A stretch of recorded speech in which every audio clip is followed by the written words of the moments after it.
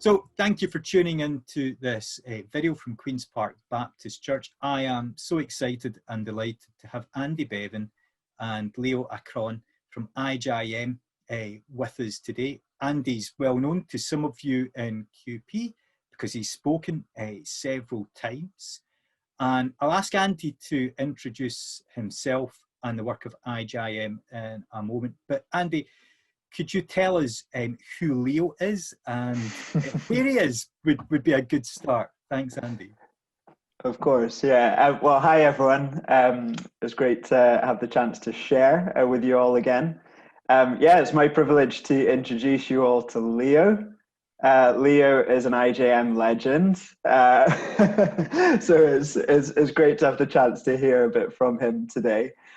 Leo is our Director of Advocacy and Partnerships in our office in Ghana.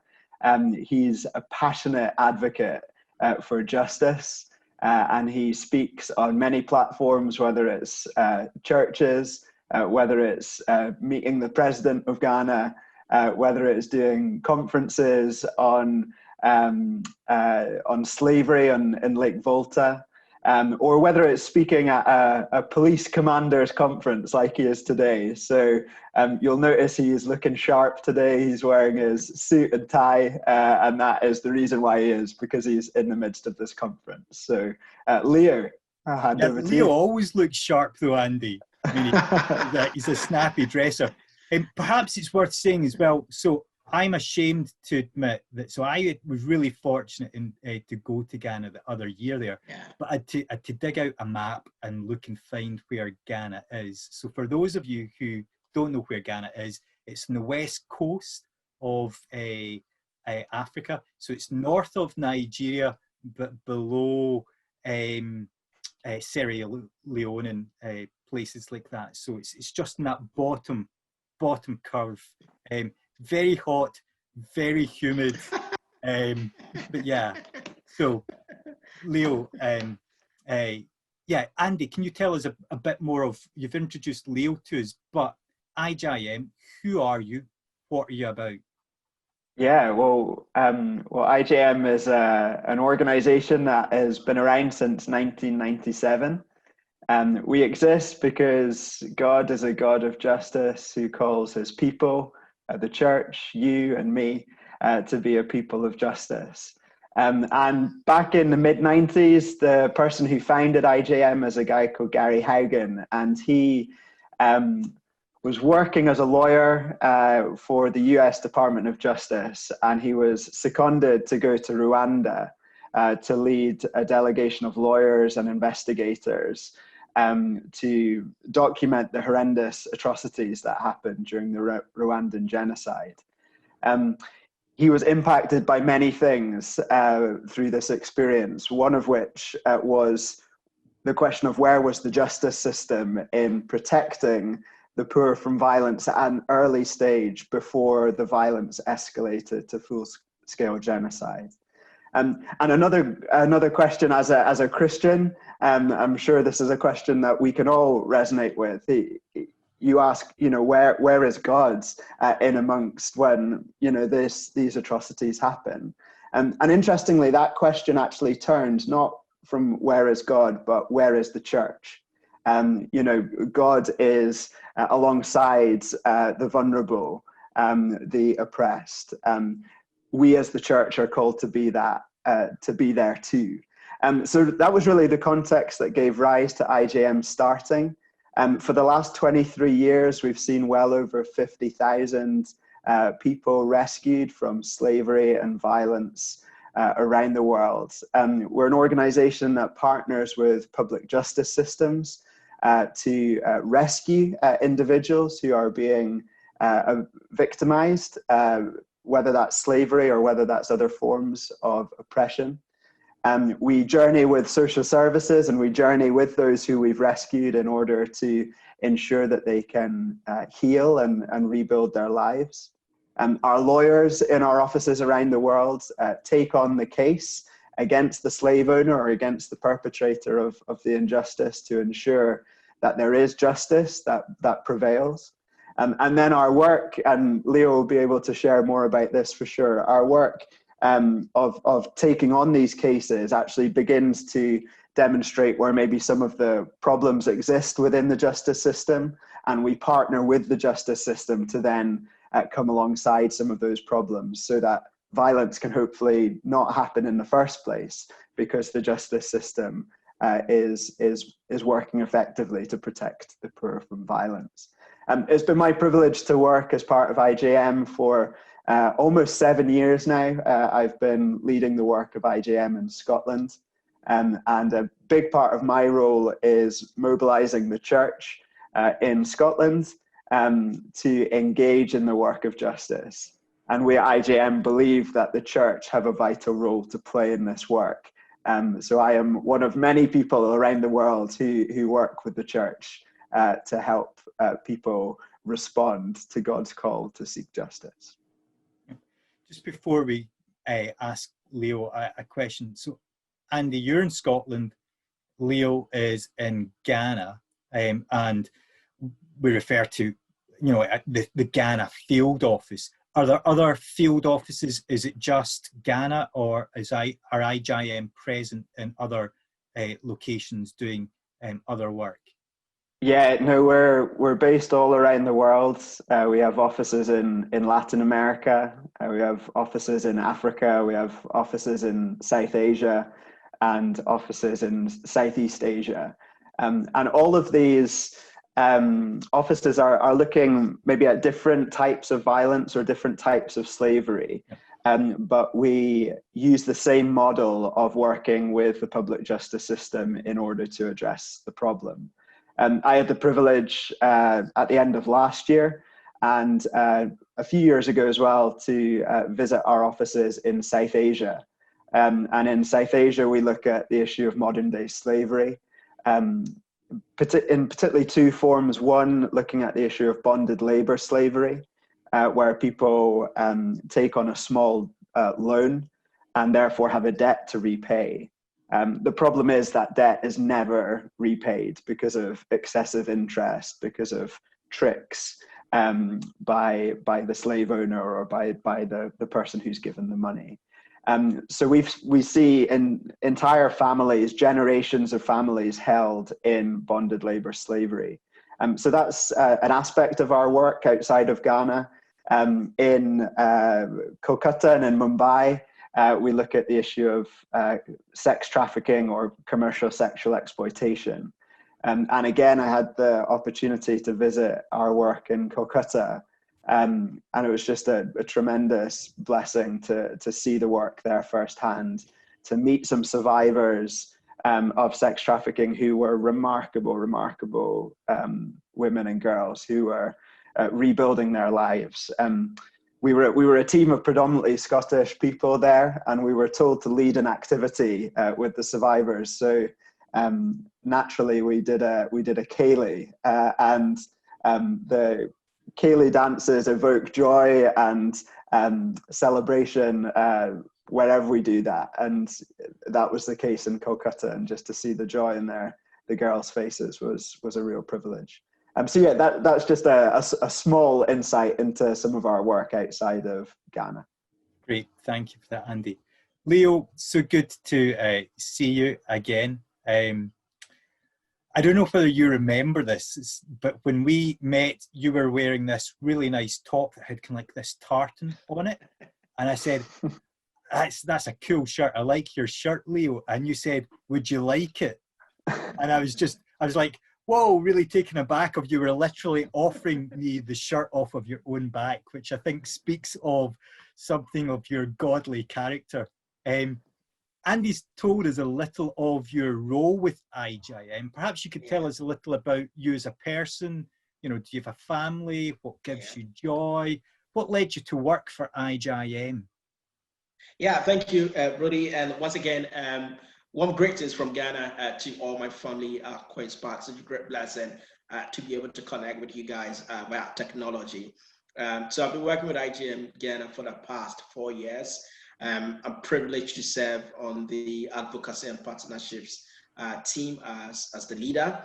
And we've been involved in engaging government and mobilizing churches power actors, communities, schools, and other influencers within Ghana to help address the problem of child trafficking in the Volta Lake. And so we do a lot of mobilization, we do a lot of sensitization, we do a lot of power actor engagement just to ensure that the issue about child slavery in the Volta Lake is prioritized.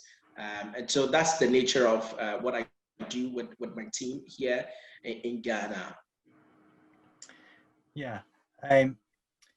So the focus of your work is on Lake Volta.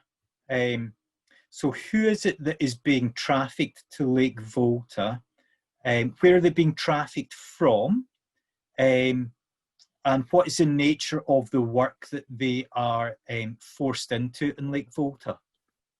So Lake Volta is the largest man-made lake in the world. It's the largest. I mean, and so it used to be a forest area, but way back in the early 90s, in the early 1950s, government decided to construct what is called a dam, a hydro power dam. And through that construction, they decided to convert that forest stretch into a lake so they can produce. It's going to help with the production of power for our country. And so it was converted into that. And so the Lake Volta itself has a lot of tree stumps in it as a result of the fact that it used to be a forest. And so it became a source of sort of livelihoods for many fishermen when it got converted into a lake. And so there are thousands of fishermen working on this lake. And what the fishermen have done over the years, many years ago, over the years, is that they go into coastal communities and target vulnerable families and then take children from these homes. Sometimes they buy these children for as low as £50. And they take these children from the coastal communities to the Volta Lake and then exploit these children of Volta. Because children as young as 4 years, 5 years are made to work for about 8 hours a day on this Volta Lake. And these children do not go to school. These children do not have access to proper healthcare. They do not have access to proper nutrition. And they are living with someone that they virtually know, and they don't get to see their parents. And so it's really brutal and it's vast. And many of these children often drown on the lake because some of them do not know how to swim. And imagine a child being bitten by a paddle. Imagine a child having a lot of scars on his or her body simply because he's just being treated as a slave. And so that's how brutal the problem is on the lake. Yeah. And is it just boys that are trafficked into this, or girls trafficked into it too? And then a question that I had before I went to Ghana was, why don't they just run away back home? So if you could maybe kind of like give us a sense of the scale of the geography and some of the issues of why can't the kids just run away? Yeah, so it's both boys and girls. Boys and girls are trafficked to work on the lake. Often the boys work primarily on the lake in paddling canoe, building the water from the leaky canoes and setting fish traps and all that. And then the girls usually are involved in the processing of the fish. And so the girl supports the slave master's wife in processing the fish, in smoking the fish with the heat emanating from this traditional oven. And so that's what the girls do when they are trafficked onto the lake. And so it's quite a long distance away from the coastal community. So the lake stretches from some part of the southern part of Ghana towards the northern part of Ghana. And many of the children are trafficked from the coastal communities. And many of these children would have to travel with their boatmasters sometimes for as long as 100 kilometers to get to the lake area. And these children do not know how to find their way back. They don't even have money to find their way back. Imagine asking a child of 5 years, or imagine the mentality that a 10-year-old child will have to travel, say, all the way from London to Scotland, when indeed, even having access to a vehicle to pay for a transport fare is going to be a problem for these children. So when they get there, they get stuck. They don't find their way out of the place, and they just get exploited until God brings them deliverance through people like us. Yeah, great. And just for those of you watching this, just to get a sense of the scale of this, I can't remember exactly, but when I I calculated how many times Loch Lomond, which is familiar to all of us, and we think Loch Lomond is quite big, would fit into Lake Volta, and it was something like 140 times. It is massive, and it's not just a round lake, it's more like fingers, so it's got all these long bits that go into what would have been valleys and things like that, so very geographically challenging to navigate round. Last year we had the absolute delight of having Dorinda with us, and Dorinda's part of your team in advocacy and partnerships. And you're Ghanaian as well. So what does your team look like? So our team is predominantly made up of Ghanaians, and so we have Ghanaian lawyers, we have Ghanaian social workers, we have Ghanaians engaged in advocacy, and so our lawyers do the day-to-day case brief with state attorneys and prosecuting cases and helping to repair the broken justice system. Our social workers also work with Government of Ghana social workers to provide the needed psychosocial services to the children that are rescued. And then our investigators work on a daily basis to identify cases of trafficking with Ghana Police Service investigators, and then work with the Ghana Police as well to help rescue these children and also help arrest the perpetrators. And so that's the nature of the work that the team does. But for advocacy and partnerships in particular, we are daily involved in making sure that government prioritizes these issues, engaging churches, because Ghana is about 70% Christian, and so our Christian influence is big, and we believe that the church has a critical role to play, just like Andy shared earlier on, and it's God's heart that the church will be his hands and feet in helping to bring freedom and justice to these wonderful children. And one thing which is very amazing and that makes it really critical and important for us is that the motto for our country is freedom and justice. And so, we just have to do it. We just have to bring freedom. We just have to bring justice to our wonderful children enslaved on the lake. Yeah. Andy, thank you, Leo. Andy, you mentioned that IJM is the world's biggest anti-slavery NGO. For those who don't know what NGO, non-governmental organization, and you're something of a thought leader in that field. So I know that in Ghana, you guys work with other NGOs, helping them get skilled in best practice. But you also differ from lots of other NGOs. You all have a time in the day where you pray, and that's strictly kept. So what's the difference that God makes in this, and your understanding of who God is? How does that drive the work of IJM? Yeah, well, you're right to point out the role of prayer in the work, Brody. I don't know many organizations, even many Christian organizations, that would dedicate an hour of every working day to prayer. And that's what we have the privilege of doing at IJM. All of our staff and all of our teams around the world start our day in stillness, where we invite God into our work, where we invite God into our day, into ourselves to work through us. At some point later in the day, for some of our field officers, straight after stillness. For the UK team, it's at 12:30, just before lunch. We stop for half an hour again, and we pray as a team. We lift up the needs of our brothers like Leo and our sisters around the world who have asked us to pray for a rescue that's happening, for a breakthrough with a partnership that's reached a roadblock, for a case that's been delayed again in the courts. We cry out to God for the God of justice to move in that situation.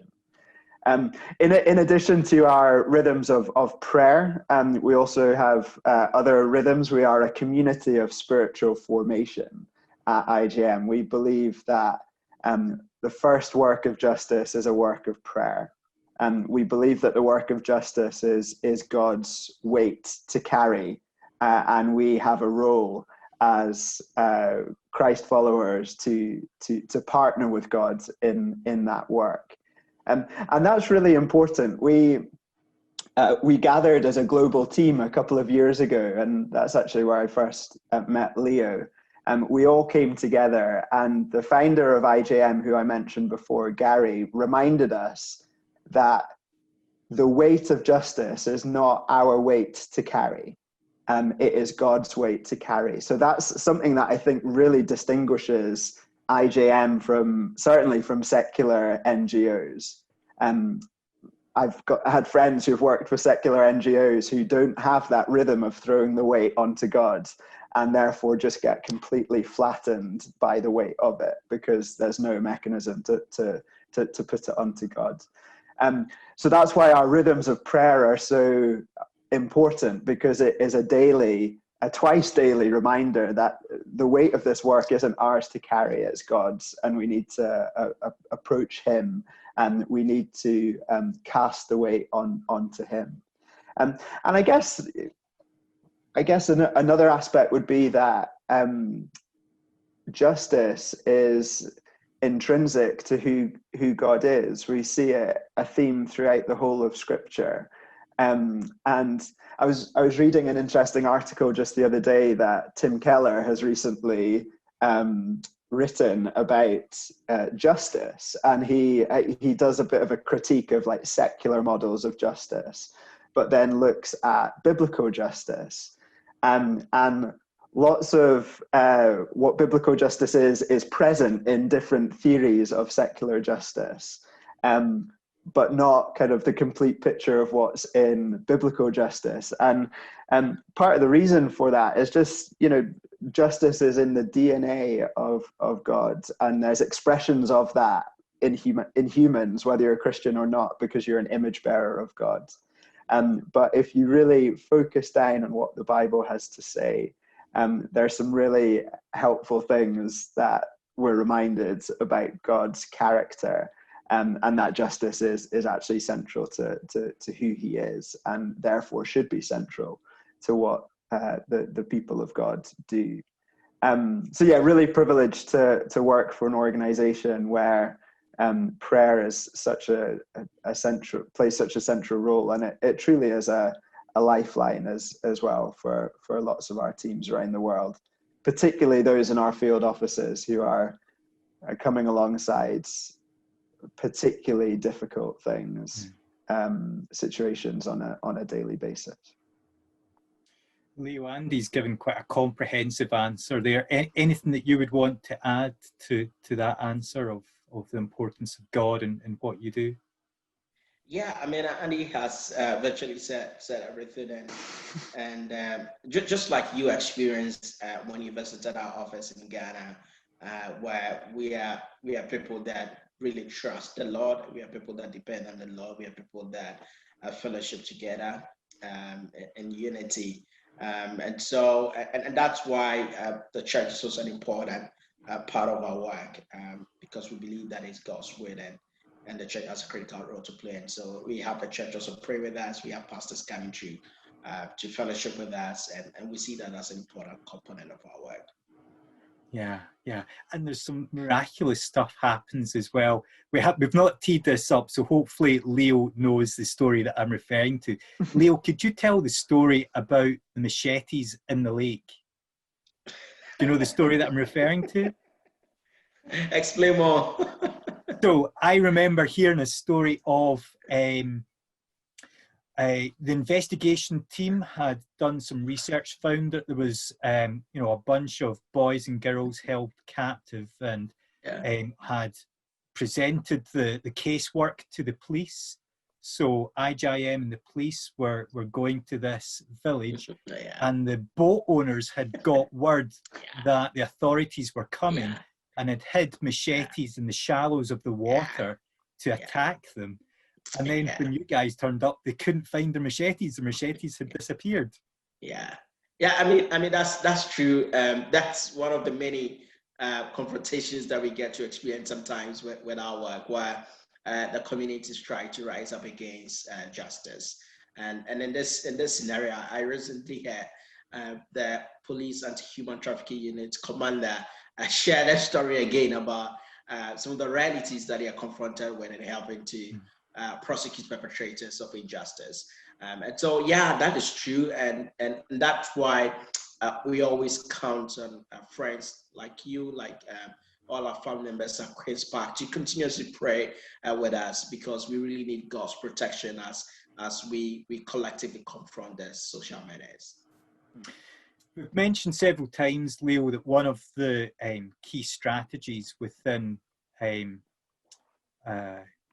Ghana. So there's one strategy that is kind of like global, and it was described to me as IJM puts pressure on the system, much like you would put pressure on a water hose to see where the leaks are, so that we can identify the problems and fix them.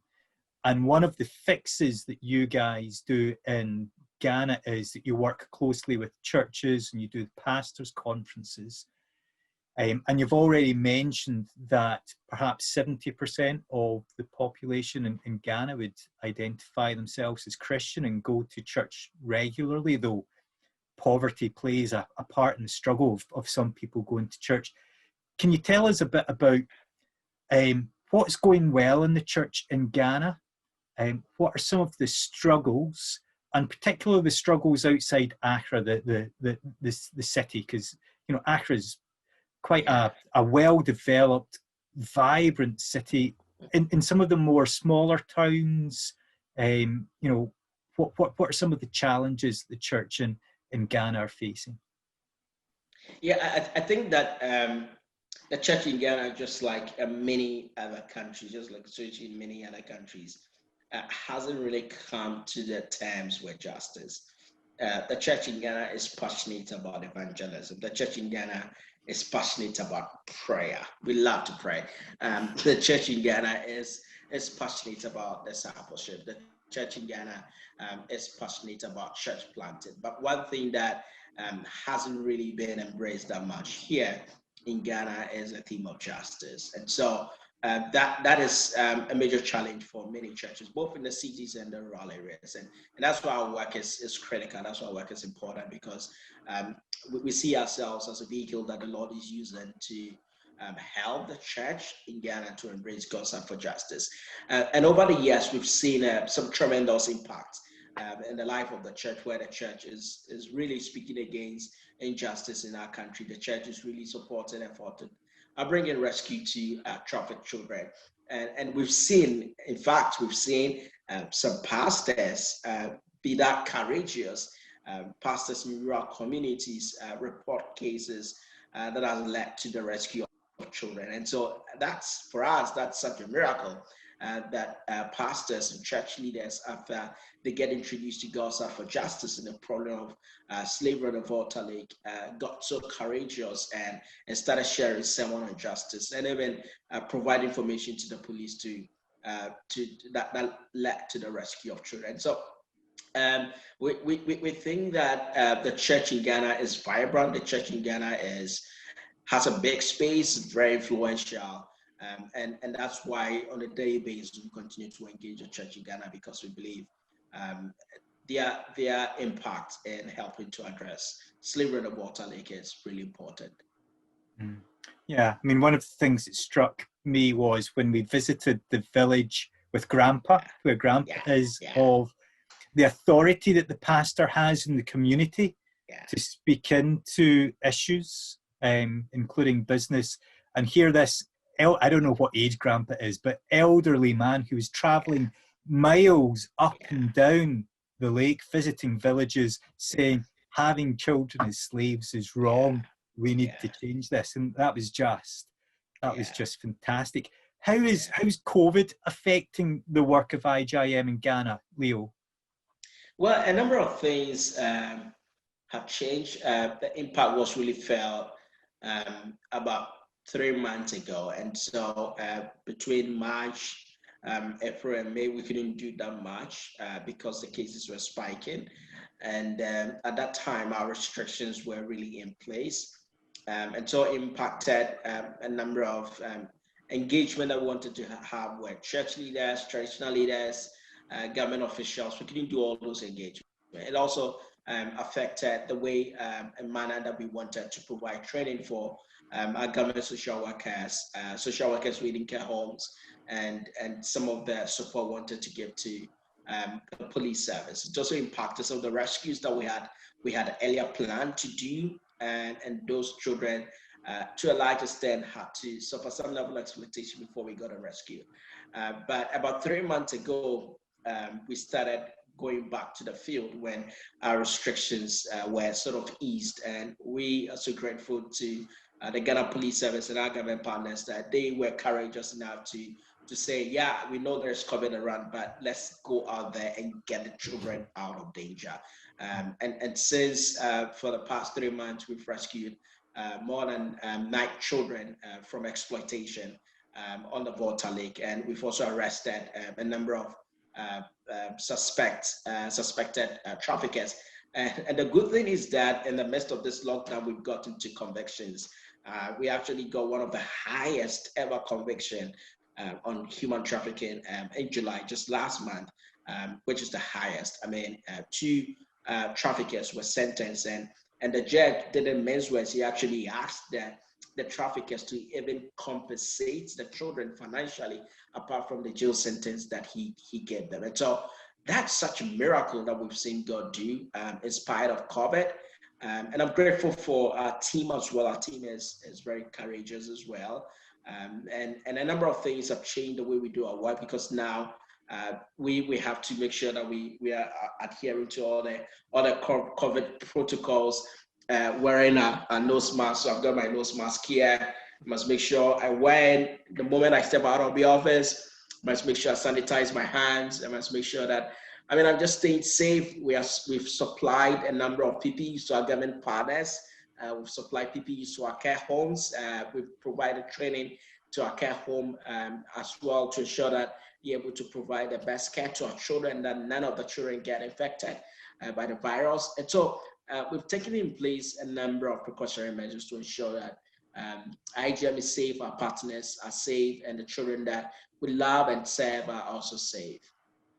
Yeah, great, thank you. Andy, just before I come to you with a question, another question for Leo. So partnership is at the heart of a lot of what you do. So tell us something of the journey of a rescued child. So this child has perhaps been taken, the parents have perhaps been tricked. Somebody said, I'll take this child from you and put them into school, and they've been taken away to Lake Volta and made work in the lake, and then they've been rescued. So what happens? What's the journey of that child once they've been rescued? Okay, so the moment a child is rescued, the child is temporarily placed at a place where we call a processing center. So anytime the team goes on a rescue, they get a spot where, when the child is brought from the lake area, the child is temporarily placed at this sort of a holding area where we have state investigators, our social workers, and government social workers begin to assess the child. So they assess the child, they do what they call an intake assessment, the health of the child, try to get a story of the child, and get all this information. After that, the child is taken to a care home. And usually that process about the assessment intake takes about a day or 2, depending on the number of children that have been rescued. And then the children are placed in a care home. When the children are placed in a care home, yes, and Yeah, no, I was going to say, so the care homes are a partnership, aren't they? So you're not running the care homes, but your aftercare team have gone and made sure that these are good, safe places for the children. The children are going to flourish. But you also help. I remember the care home that we went to visit, we had oil and we had rice and other things just to bless the care home and help it as well. So we partner with a number of care homes, and IJM, we don't run any care home, we don't run shelters, and so we partner with these care homes that provide care for our children. But we provide them with a lot of capacity building skills. From time to time, we also provide them with some livelihood interventions like food, clothing, and other things that the kids will need to help them to thrive. And also, we work closely with government social workers that are responsible for supervising these care homes. And so that's the kind of partnership we have with these care homes. And we have a couple of them dotted in the country. And so depending on where the rescue takes place, we look at the closest care home, we look at availability of space, and then we make that arrangement with them ahead of time and get the children placed there. And some of the children stay in these care homes sometimes for 2 years until such a time where we feel they are well rehabilitated. We've done assessment of their homes, and we are sure that they are fit to be reintegrated and that they don't stand the risk of being trafficked again, because we'd have to assess their community, make sure that when they get reunited with their families or reintegrated, they are going to be placed in school. And so we make sure that all those things are carefully done, because every child is important to us. Yeah, I mean, one of the things that really struck me, Leo, was just the professionalism of the whole team. And, you know, we're talking about really high quality people who all through the organization. Andy, Leo's talked a bit about some of the interactions that he and others in the team would have with government and with other officials and NGOs and things like that. Does it look similar for you here in Scotland? Are you connecting with government and other organisations? What does it look like for you? Yeah, it looks similar but different. We in Scotland, I've done various bits and pieces with Police Scotland, with the Scottish Government, with members of Parliament at the Scottish Parliament, with some of the aftercare providers that provide for survivors of trafficking in Scotland. And I guess a couple of examples maybe. So just last year, we had a team from Police Scotland go out to our office in Uganda. And our work in Uganda historically and still currently has focused on the issue of property grabbing, particularly where a widow has their land taken off them. She has full rights to stay on the land, but people with more influence and power than her seek to take the land. So historically, we've looked at that casework, but more recently, we've begun looking at a form of violence. It's called intimate partner violence, or in the UK, we would call it domestic abuse. And Police Scotland have done a lot of work in this whole area within Scotland, brought in new legislation, new practices. And I was having a conversation with Police Scotland and telling them about our work that we're just starting in Uganda, looking at that. And they offered some of their expertise and some of their assistance to our team and our partners in Uganda. So yeah, last year a team of just two people from Police Scotland went out and delivered a training alongside our team in Gulu in the north of Uganda. Other examples, I sit on a steering group for the Scottish Government's response to human trafficking and exploitation in Scotland. One of my roles in that steering group is to keep the Scottish Government looking outside of Scotland as well, and recognising that, you know, human trafficking is a global problem that requires a global response. It can't just be so focused on one locality. So for example, my colleague Sean Cole, who leads our office in Romania, that we opened just last year, he was over at the end of last year, and you got the chance to meet him, and QP hosted an event there, which was great.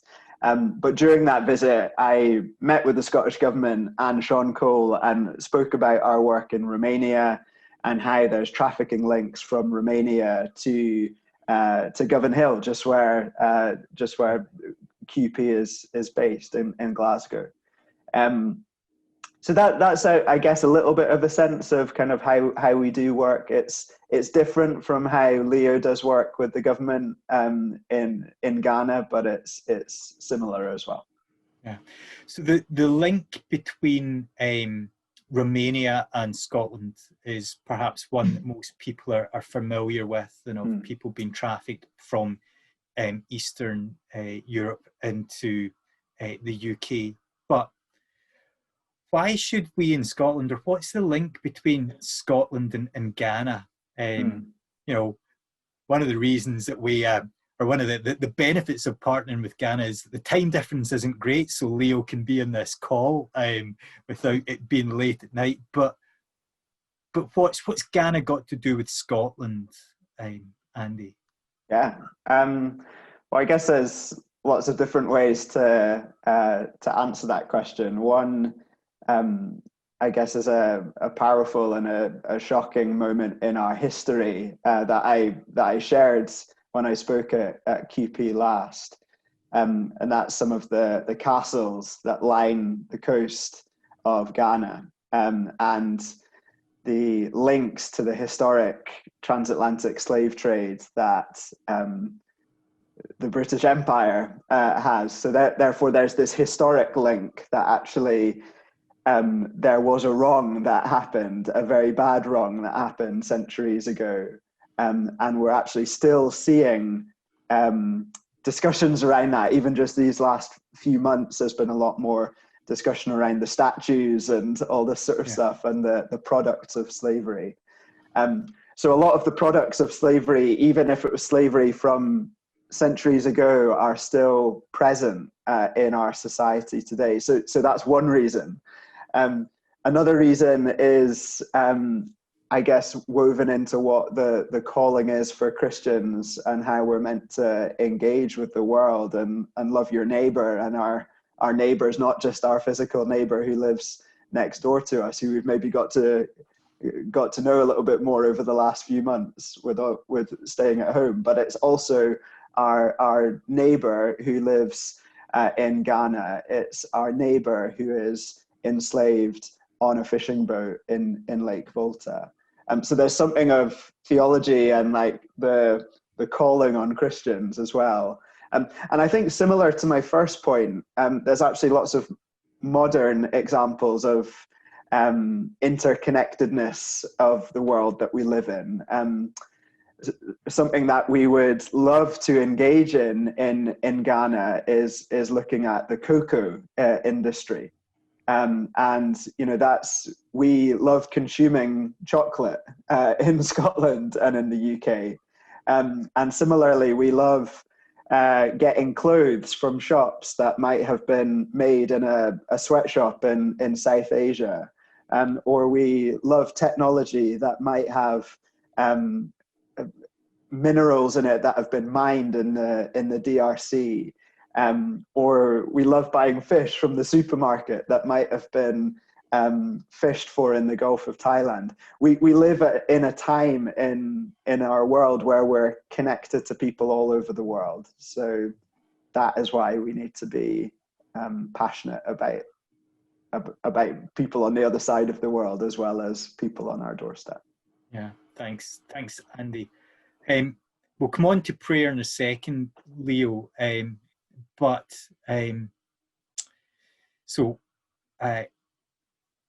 Who pays for, or how much does it cost to mount a rescue on average in Ghana? Because I remember when I was there, we were fortunate enough we were in the same location as some of the kind of like undercover investigators.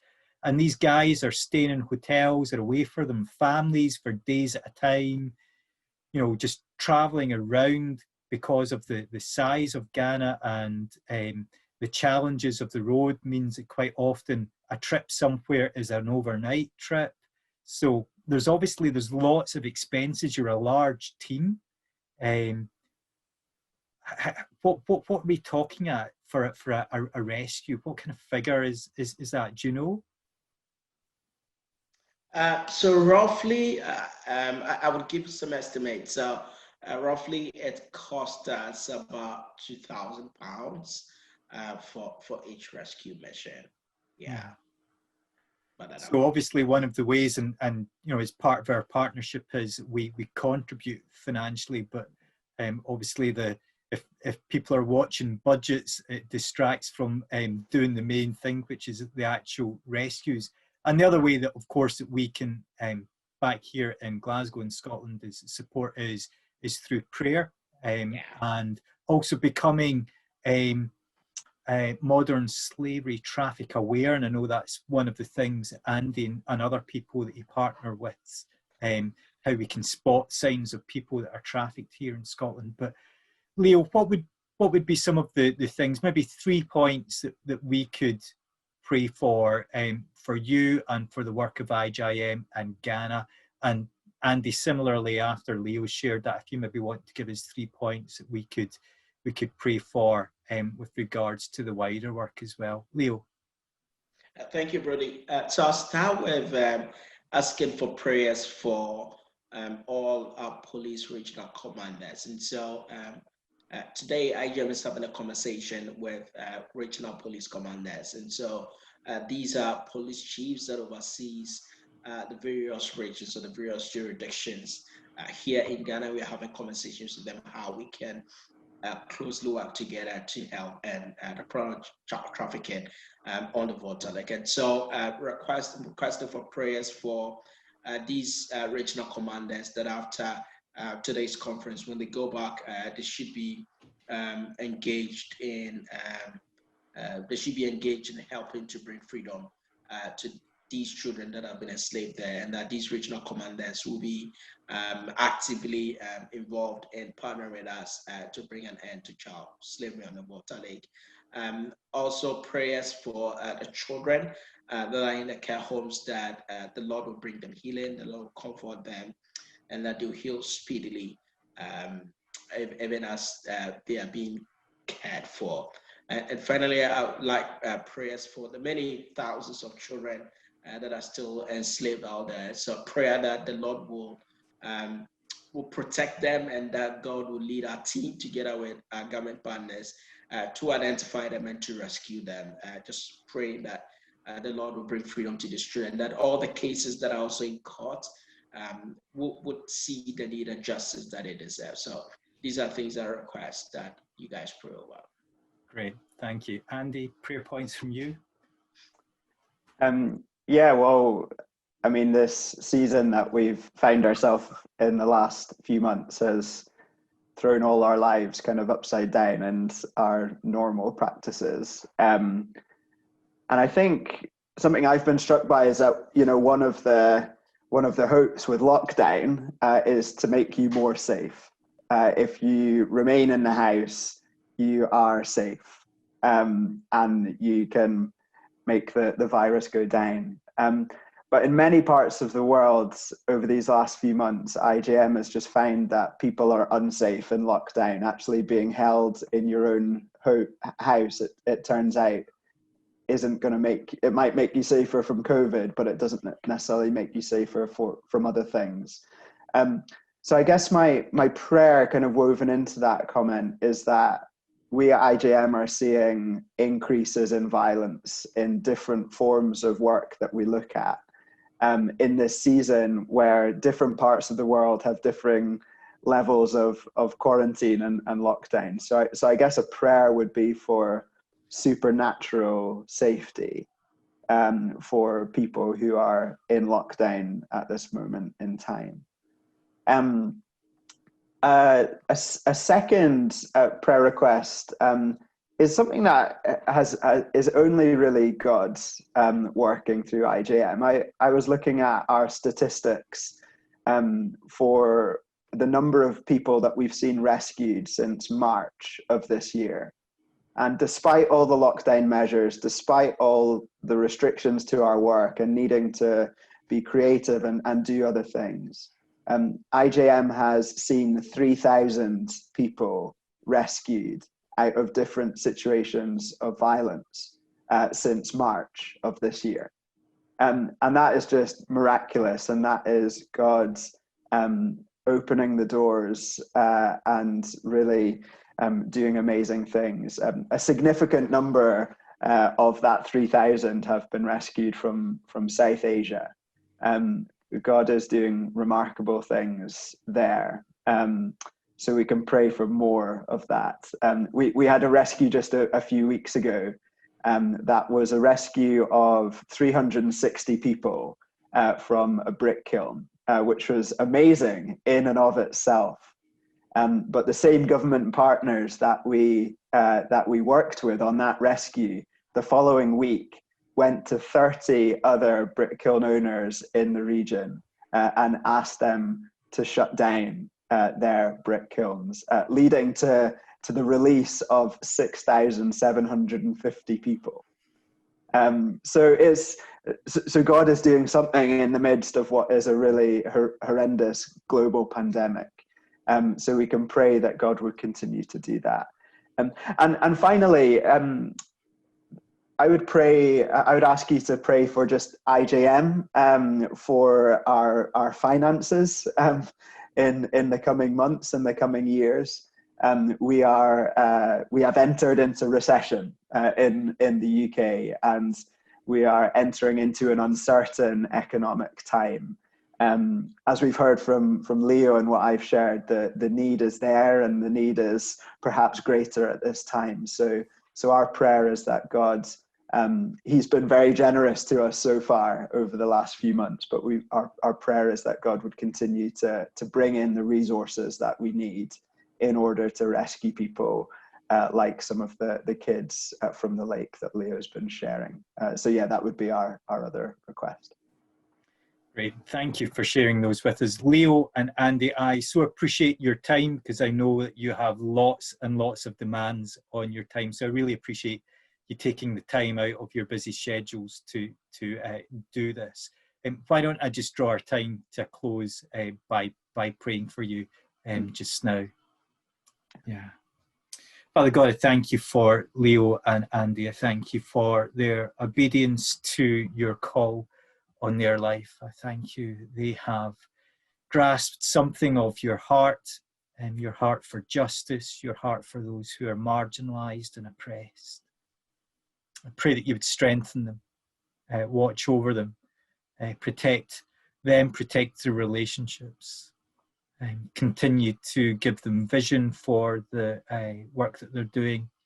We pray for favor with the government that they work with, for Leo in Ghana and Andy here in Scotland. Favour for Leo as he interacts with the police and criminal justice system and village leaders and pastors.